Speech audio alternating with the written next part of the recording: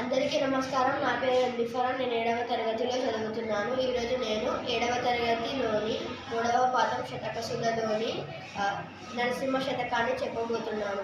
లోకమందెవడైన లోభి మానవుడున్న భిక్షమూర్తికి చేతబెట్టలేడు. తాను బెట్టకయున్న తగవు పుట్టడు గాని ఎరులు పెట్టగా చూసి ఓర్వలేడు. దాత దగ్గరికి చేరి తన ముల్లే పోయినట్టు జీవతో జాడీలు చెప్పుచుండు. ఫలము విఘ్నంబైన బలు సంతసమునందు మేలు కలిగిన జాల మురుగుచుండు.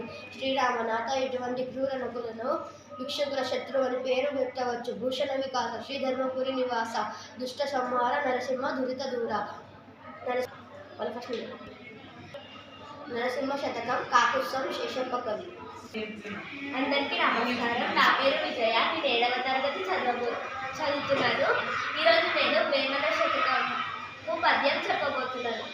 తనవది కపటము వల్లీడ తనవలనే కపటముండుదగ జీవులకు తనవది కపటము విడిచిన తనకెవ్వడు కపటు లేడు. తనలో వేమన శతకం. వేమన భావం. తన మనస్సులో మోసపు ఆలోచన కనుక ఉంటే లోకంలో ప్రతి ఒక్కడి మనసులో మోసం ఉన్నట్లే కనిపిస్తుంది.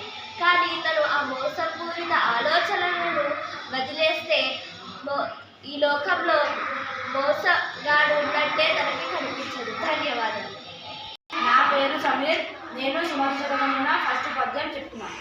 ఆ కొన్న గూడే అమృతం దాగం కలిచు వాడే దాత దరిద్రి సో కూర్చు వాడే మనజుడు తెక్కువ గలవాడే వంశజులకు సుమతి మధ్యన